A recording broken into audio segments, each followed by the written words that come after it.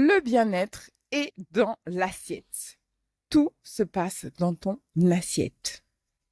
Le bon comme le mauvais, la joie comme la tristesse.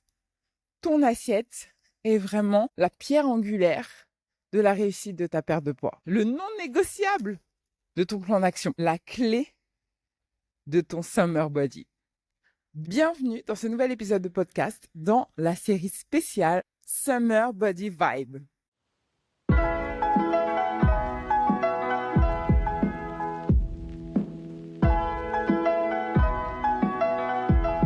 Je suis ravie de t'accueillir aujourd'hui dans ce nouvel épisode de Réussir sa perte de poids.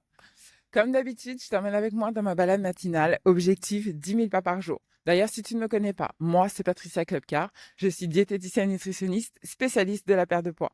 Ma mission, c'est de t'accompagner dans ta perte de poids pour que tu te sentes enfin belle et épanouie dans ton corps. Durant tout l'été, je vais te proposer une série spéciale Summer Body. Si tu ne l'as pas encore écouté, je t'invite à aller écouter le premier épisode dans lequel je t'explique le concept et que je te donne la première action à faire. L'idée, c'est que dans chaque épisode, je vais t'amener à travailler sur un élément particulier qui va t'aider à réussir ta perte de poids. Profiter de l'été pour se poser un petit peu comme un cahier d'exercice, tu vois, un peu comme les petits passeports qu'on fait pour les enfants pendant les vacances. Ça, c'est ton passeport à toi où tu vas pouvoir travailler sur toi et sur ton objectif de perte de poids. Aujourd'hui, on va parler équilibre alimentaire. Ça reste quand même la base. Soyons clairs. Autant moi, je ne suis pas du tout partisante de comptage de calories, de peser au gramme près tes aliments, de calculer, de contrôler, de scanner. Ça, c'est clairement pas mon délire. Pour moi, tu peux perdre du poids et j'arrive à faire perdre du poids à mes accompagnées sans qu'elles aient besoin de compter les calories, sans qu'elles aient besoin de scanner leurs aliments, de tout contrôler. Absolument pas. Aujourd'hui, j'aimerais que tu observes ton équilibre alimentaire. Même pas observer, analyser ton équilibre alimentaire. Aujourd'hui, note sur une échelle de 0 à 10 à combien tu es au niveau de l'équilibre alimentaire. 0, c'est la cata, 10, tu es au top. Sois la plus honnête possible avec toi. Aujourd'hui, ton équilibre alimentaire, il ressemble à quoi? Ça, c'est la question du jour. Question à 1 million. Non, sérieusement, est-ce que c'est vraiment la cata? Ou est-ce que quand même, ça va? Ça, encore une fois, c'est ton point de départ. À chaque fois que tu vas fixer un objectif, parce que c'est bien beau de dire oui, je veux manger plus équilibré, il faut que je mange plus de légumes.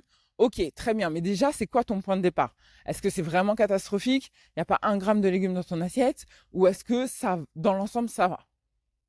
Ou tu peux l'améliorer? Donc note, vas-y, analyse et note. Ça va être ton point de départ. Et à partir de là, tu vas commencer à te poser et dire maintenant, qu'est-ce que je dois mettre en place pour avoir un équilibre alimentaire correct, qui est entre 8 et 9. On ne cherche pas la perfection, d'accord?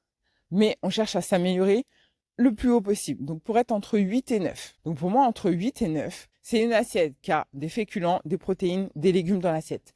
Ça, c'est la base au déjeuner et au dîner. C'est la base. Il n'y a pas à tortiller, il n'y a pas à essayer de compliquer les choses. Non, c'est la base. C'est la base. Donc déjà, est-ce que tu as la base? Et ça, à tous les repas.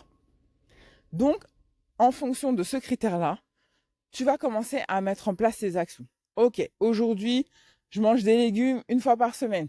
Mais peut-être que tu peux passer à 2, 3, voire 4 dans la semaine. Je mange pas du tout de légumes. Essaye déjà d'intégrer peut-être 1 portion par jour. En gros, il y a l'idéal. Toi, par rapport à où est-ce que tu es actuellement, qu'est-ce que tu peux mettre en place pour te rapprocher? Et soyons clairs, ça fonctionne en été comme en hiver. Ça fonctionne que tu sois en vacances, que tu sois à la maison, que tu sois en train de travailler. L'équilibre alimentaire, c'est 365 jours de l'année. C'est pas je me tire un carreau jusqu'au mois de juin et puis je viens juillet, août, c'est les vacances. Donc pop, up. Et l'équilibre alimentaire, ça veut pas dire que tu n'as pas le droit de te faire plaisir. Ça veut pas dire que tu peux pas t'accorder de glace. Ça peut pas dire que tu es obligé de manger des sorbets tout l'été parce que soi-disant c'est moins calorique. Meuf, si tu as envie de manger une crème glacée pistache chocolat, fais-toi une crème glacée pistache chocolat, arrête de te prendre la tête. Ton équilibre alimentaire et ta perte de poids ne se jouent pas sur une glace. Donc ça, c'est la première des choses. Déjà, commence à regarder à aujourd'hui où tu te situes par rapport à l'équilibre alimentaire et comment tu peux l'améliorer. Quelles choses tu peux apporter dans ton assiette pour pour te rapprocher le plus possible de cet équilibre alimentaire. La deuxième chose, c'est vraiment aussi de prendre en compte que l'été, la période estivale, c'est aussi le moment où tu vas faire le plein d'énergie. Parce qu'il y a un truc qu'il faut bien comprendre, c'est que avant que ton assiette soit là pour t'aider à perdre du poids, c'est surtout un outil pour faire le plein d'énergie. Parce que d'abord et avant tout, manger, c'est nourrir ton corps d'énergie. L'été, c'est une période propice pour faire le plein d'énergie. Parce qu'on a des fruits et des légumes colorés, riches en eau, riches en minéraux, riches en vitamines, tout ce que notre corps a besoin. L'été, on recharge les batteries avec le soleil et la vitamine D.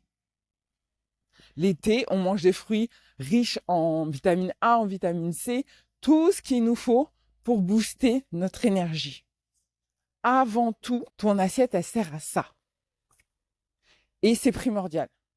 Je vois trop de femmes qui oublient que, avant tout, l'acte de manger, c'est faire le plein d'énergie, nourrir son corps, avant d'être un outil pour perdre du poids.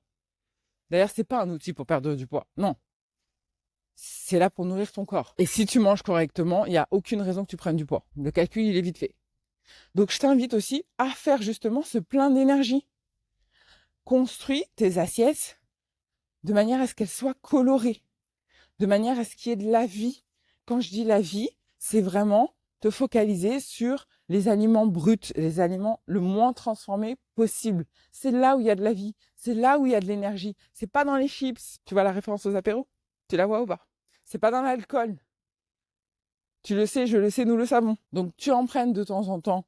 Ok, très bien, pour marquer le coup, pour un événement, pourquoi pas? Mais garde en tête que c'est pas ça qui nourrit ton corps.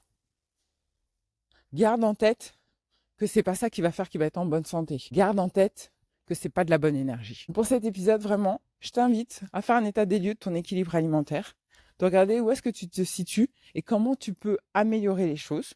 Premièrement, commence par des petites assiettes, commence par des choses simples. Pas besoin de refaire tout. Et ensuite, focalise-toi sur des aliments sains, des aliments colorés, des aliments bruts. Fais-toi des assiettes colorées, attractives, pour nourrir ton corps de l'intérieur. Nourrir ton corps avec la bonne énergie, pour recharger tes batteries. J'espère que cet épisode t'a plu. Si c'est le cas, je t'invite à le liker, bien sûr. Si tu m'écoutes sur une plateforme de podcast, je t'invite à me laisser une petite note de 5 étoiles. Ça permet vraiment de booster le podcast et ça encourage mon travail. Si c'est pas encore fait, bien sûr que je t'invite à t'abonner. Et je te retrouve très vite pour un prochain épisode. Bisous, bye. Et je suis à 6465 pas. On est pas mal, hein? Bon, je t'avoue que le soleil, il tape un peu, hein? Franchement, ça commence à taper. Allez, je te laisse, bye.